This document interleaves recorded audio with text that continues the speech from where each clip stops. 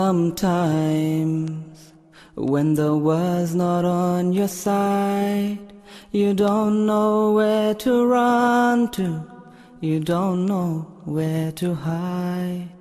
You gaze at the stars in the sky, at the mountains so high, through the tears in your eyes, looking for a reason to replace what is gone. Just remember that you are never alone. Assalamu alaikum wa rahmatullahi wa barakatuh. And smile, you guys.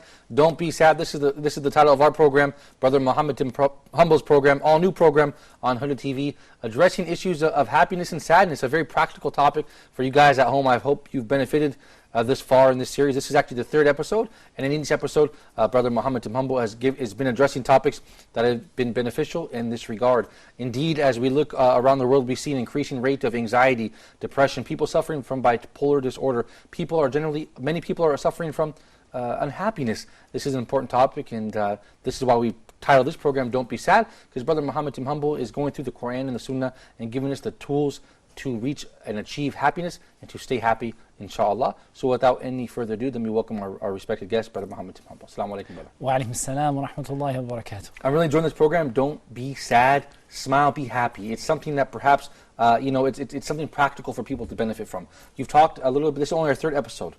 In this episode, where are we going? Are you going to address individual hardships and challenges that people may face, or where do you want to go in this episode? Not just yet with the individual challenges. We're getting there, inshallah. But like we said at the end of the last episode, one of the most important things we have to do when we teach any topic in Islam is to give people general principles first, and to give people the most basic fundamental tools. If you think a bit about it with the analogy of tools, rather than giving someone something that's very difficult to operate, very complex kind of tool that requires a great deal of skill, right at the beginning you just give people the most general form of tools that they can use in every and work with in every circumstance. Yeah, sure. And what I wanted to talk about today is, I entitled the episode "You're Not Like Them," and to talk about the difference between how a Muslim approaches hardships and sadness and difficulty, and how non-Muslims approach it. And I was just reflecting upon an ayah of the Quran, and it struck me, and every time I hear this ayah in Surah An-Nisa, it strikes me. And the part of the ayah that I'm referring to is the statement of Allah Azza wa Jal, إِن تَكُونُوا تَأْلَمُونَ فَإِنَّهُمْ يَأْلَمُونَ كَمَا تَأْلَمُونَ وَتَرْجُونَ مِنَ اللَّهِ مَا لَا يَرْجُونَ. Allah subhanahu wa ta'ala said, if you suffer pain, then for sure they suffer pain as you do. But you hope from Allah that which they don't hope for. Right. And this ayah strikes me every time I hear it, specifically that last part. The difference is, it's talking about the battles that happened between the non-Muslims and the Muslims at the time of the Prophet sallallahu alaihi wasallam. And if you guys are feeling pain and you're suffering, then certainly your enemy is suffering just like you. Right. They suffer, they breathe the same air you do, they suffer the same way, they feel pain the same way you do. But there's a difference between you and them. وَتَرْجُونَ مِنَ اللَّهِ مَا لَا يَرْجُونَ. You hope from Allah that which they don't hope for. Right. As in, you have something that makes you different. Right. You're both human beings. But there's something that makes you different, and that thing that makes you different is that you have a belief in Allah and a hope in Allah and an iman and a faith that means that you have a vision that is longer term than the limited sort of life of this world. Right. And you have a belief that carries you through hardships that they don't have. Right. You have a sort of sustainable belief that will help you get through these hardships, where the unbeliever, the non-Muslim, doesn't have this. Doesn't have that. Brother, what about the non-practicing Muslim? You said in the beginning, you are not like them, and you've divided this into two, but perhaps the non-practicing Muslim, this is also lost upon him, isn't it also? I think this is something that's very interesting about Islam, that whenever we hear about Islam, generally the texts of the Quran divide the people into two, believers and disbelievers.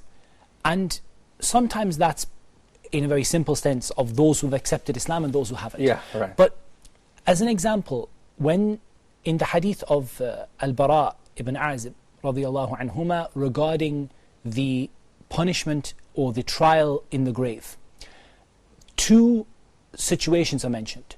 One of the things that is mentioned is the situation of the believer who gets paradise and everything that he would want.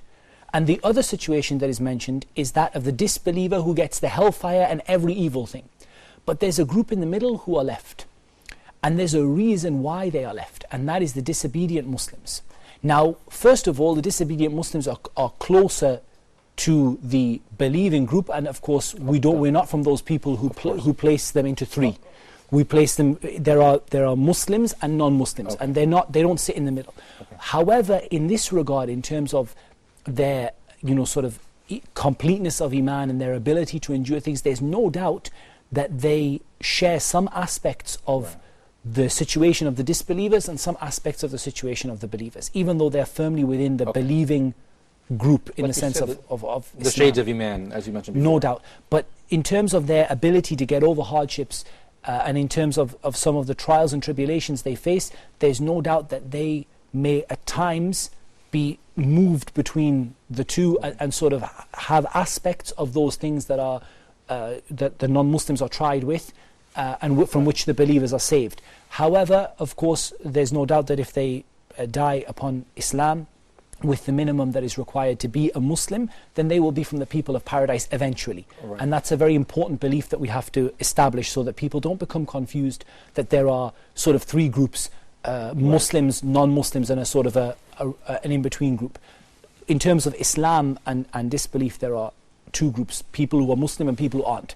But in terms of the shades of Iman, there's no doubt that when you get towards the lower levels of Iman, that the person will be tried and may indeed be tried by some of the things the disbelievers are being tried with. Now, Sheikh, perhaps this is, Brother Muhammad, perhaps this is a very simple but profound idea, that simply being Muslim, before any calamity or hardship or perceived hardship hits me, simply because I understand, know, and believe and affirm that Allah exists, I worship Him, and I am Muslim, this puts me in a categorically different situation as someone who doesn't have that simple connection with Allah.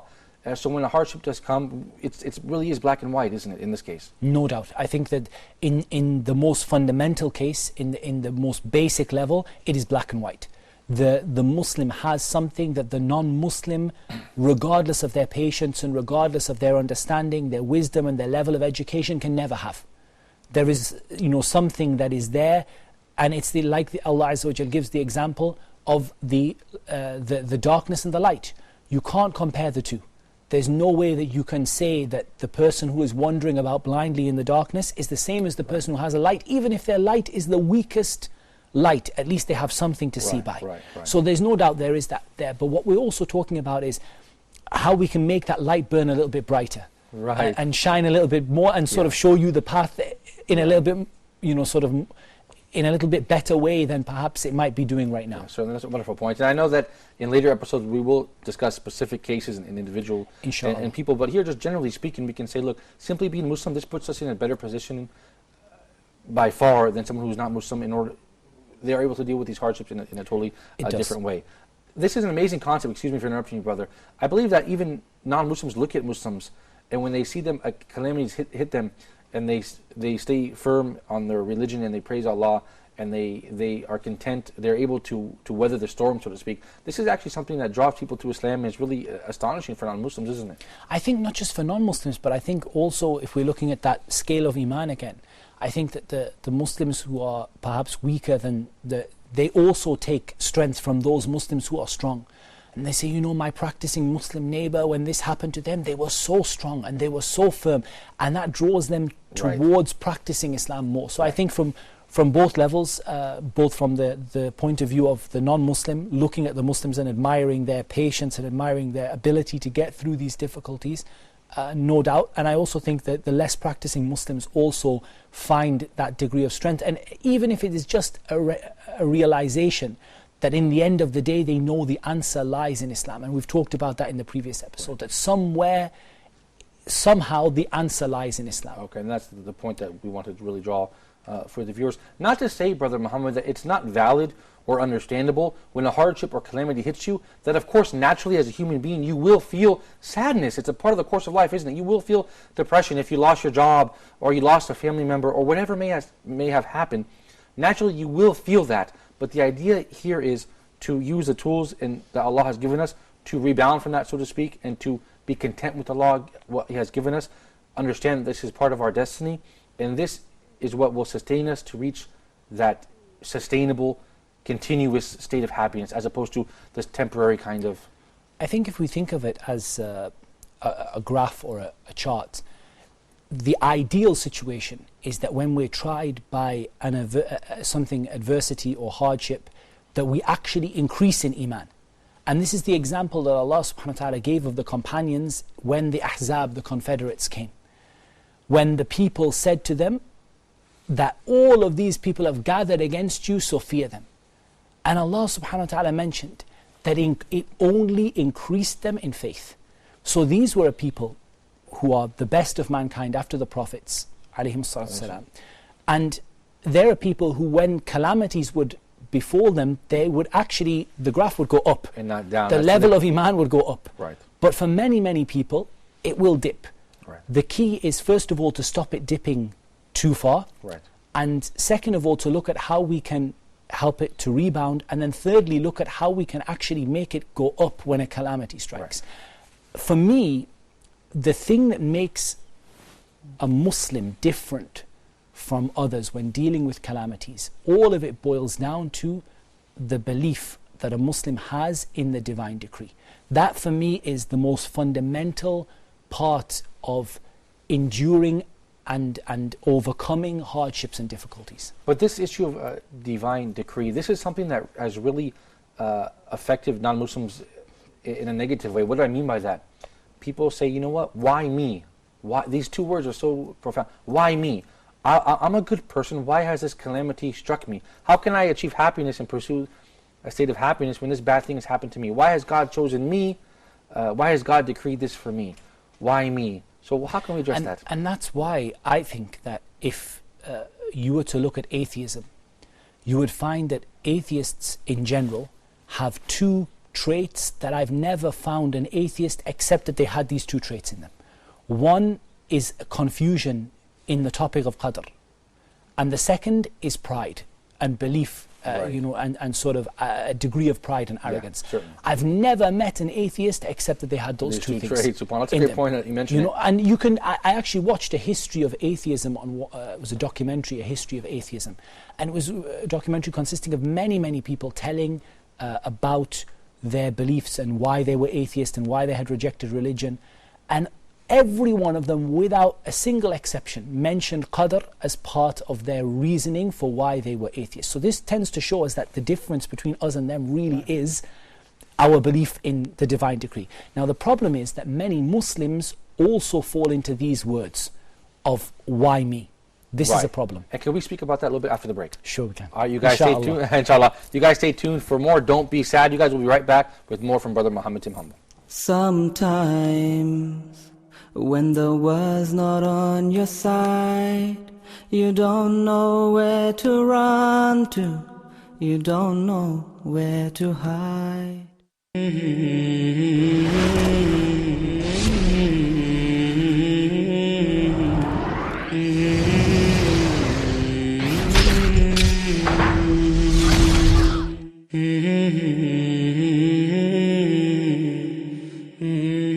Let's start from where they started. Who are they? The companions of the Prophet ﷺ. When they started learning the religion of Islam, they started with the Aqidah, the belief system, faith. Brothers and sisters in Islam, dear viewers, the Prophet ﷺ spent 13 years in Mecca teaching that generation the belief system, the Aqidah. Aisha radiallahu anha confirms this by saying, the first things which were revealed from the Quran was matters of Aqidah. Who is Allah? Jannah, paradise and hell. Jundub ibn Abdullah al-Bajali, may Allah be pleased with him, said, we learned the belief system. we learn the Iman, we learn the Aqidah, then we learn the Quran, then we learn the Quran. Brothers and sisters in Islam, nowadays, a lot of our cultural practices, a lot of our societal norms are against our belief system. And the reason why we're falling into this, because we did not start from where they started.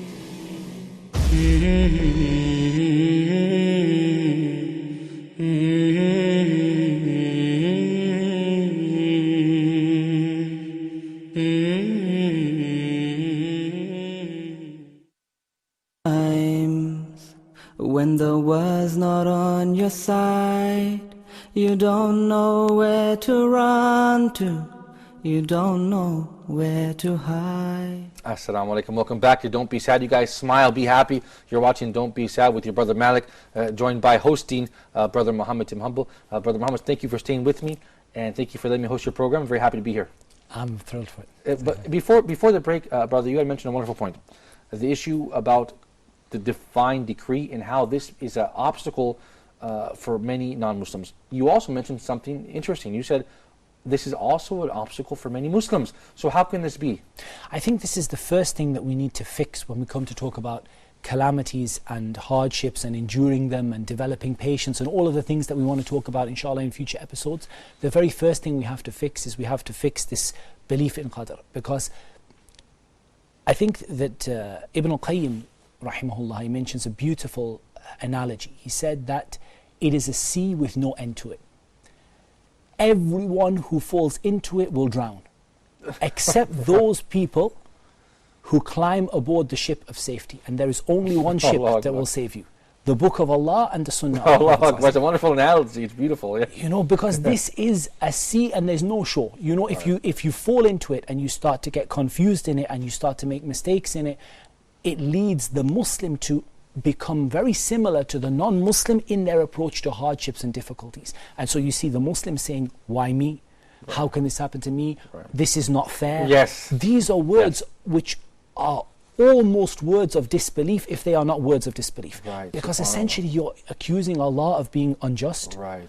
You're claiming that you have been wronged by Allah. This is, of course, this isn't what a person intends to say. Right. But the essence of what they're saying is that Allah has been unjust to me. Right. Okay. And that's a big problem. Okay. However, it comes through, like all sins and misguidance, it comes through ignorance.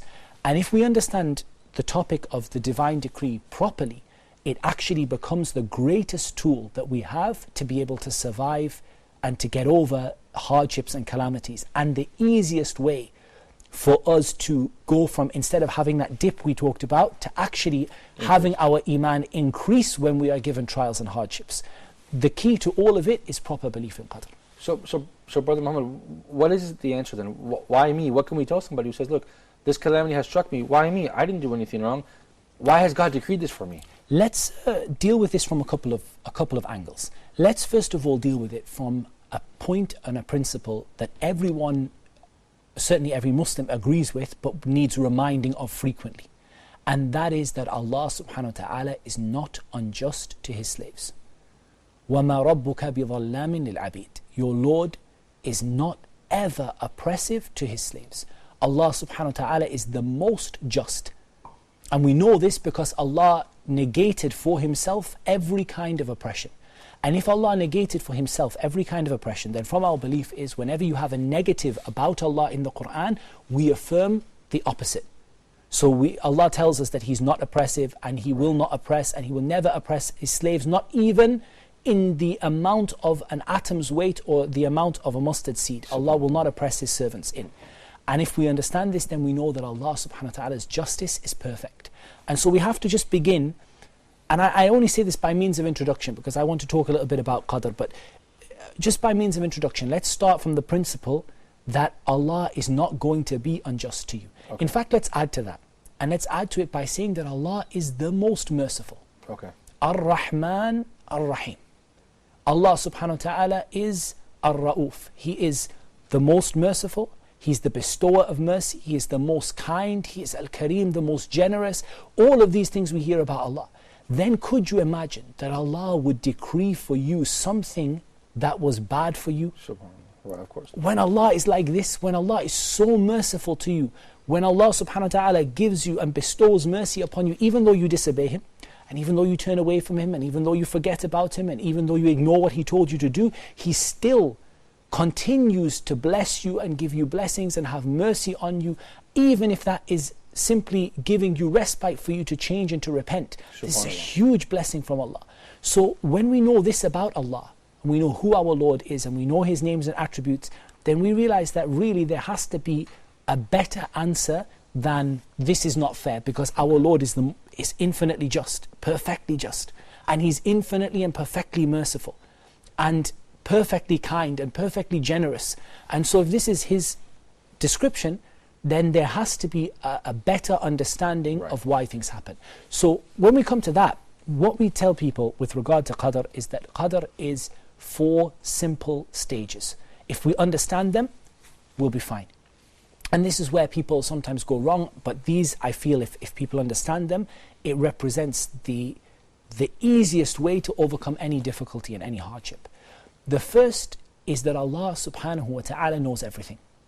That's the first point. Allah subhanahu wa ta'ala knows everything that happened, everything that will happen, the possible, the impossible, the future, the present, the past, wherever it is, whenever, however it is, whether it happened or whether it didn't, Allah knows it.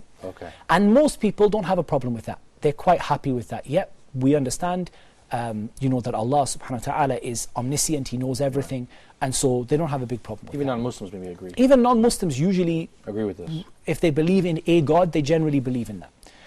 The next stage is that Allah subhanahu wa ta'ala wrote down everything that will happen until the Day of Judgment. And if you build it upon the first stage, and that's why I call them stages, it's also not difficult to believe, because if you know everything, it's not difficult for you to write everything. But the key point people go astray here is, they start to say, well, if it's been written, why should I? And why should I? And should I bother? This is a problem. First of all, you don't know what's been written for you. And second of all, Allah has promised to help those people who try hard. If you try hard and you work to overcome the difficulties and you strive for what is with Allah, then Allah has promised that He will decree for you those things that are good for you. So people look at Qadr sometimes backwards. They say, well, everything's been written. But look at it the other way. What will be written for you are those things that you are deserving of and those things that you work for. That's a great... Perhaps you can say that again at last, and it's very nice. And the Prophet ﷺ explained it like this. He said that for everyone it will be made easy for him what was written for him.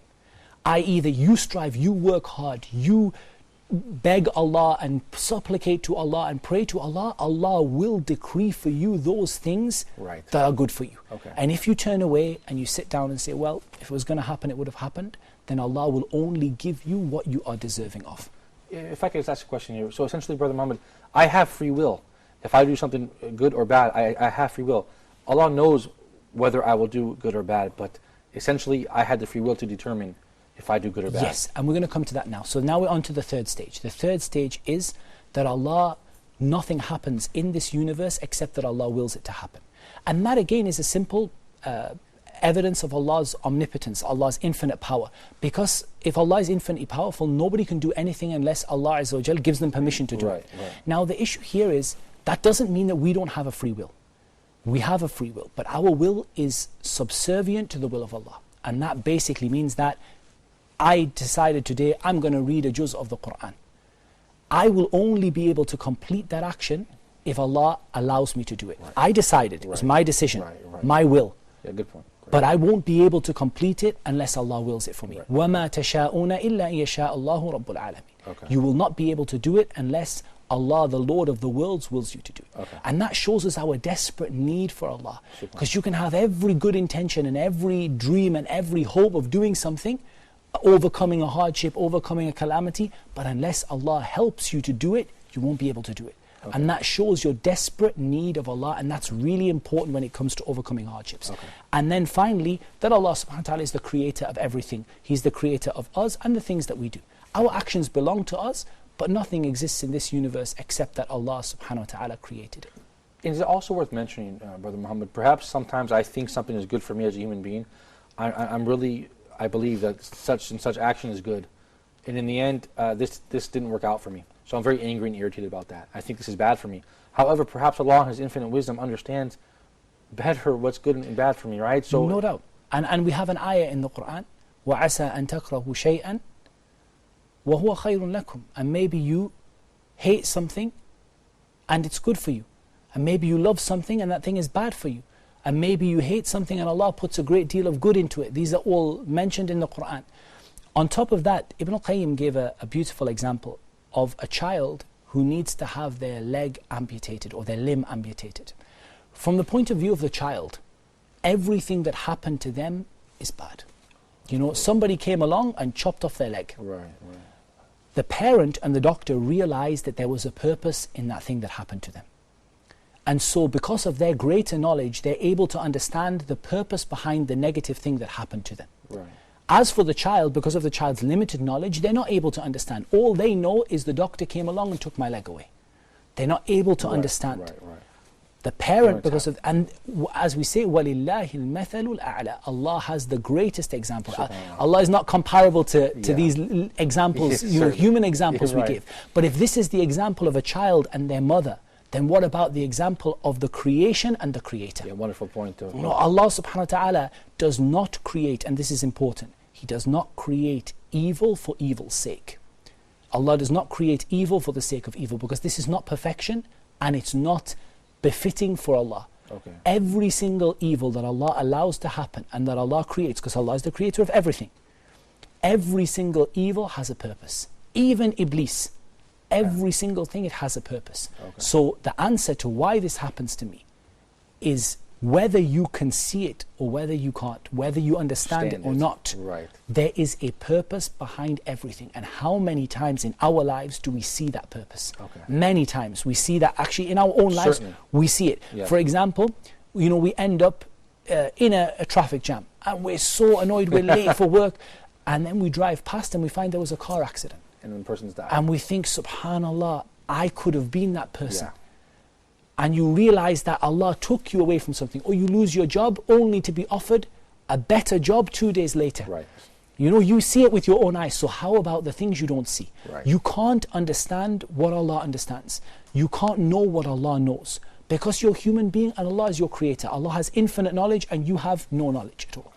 But all you can do is simply just to be able to understand that there is a wisdom, whether you know it or not. And how many times in our lives we actually see that wisdom with our own eyes.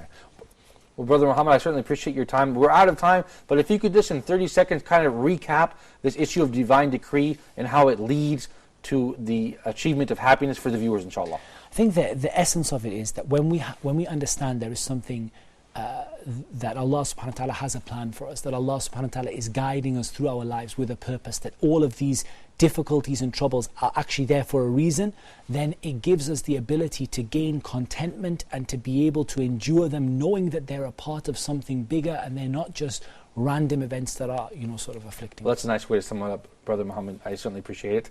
And I look forward to the next episode, inshallah, which will be about the next episode. We'll keep it for a surprise. Inshallah, you guys stay tuned to the next episode, inshallah. Don't be sad, be happy, smile. Stay tuned next time for more with Brother Muhammad Tim Humble. Until next time, inshallah, I leave you in the care of Allah. Assalamu alaikum wa rahmatullahi wa barakatuh. Sometimes when the world's not on your side, you don't know where to run to, you don't know where to hide. You gaze at the stars in the sky, at the mountain so high, through the tears in your eyes, looking for a reason to replace what is gone. Just remember, remember that you are never alone. You are never alone. Just reach into your heart and Allah is always there. You are never alone. Through sorrow and through grief, through happiness and peace, you are never alone.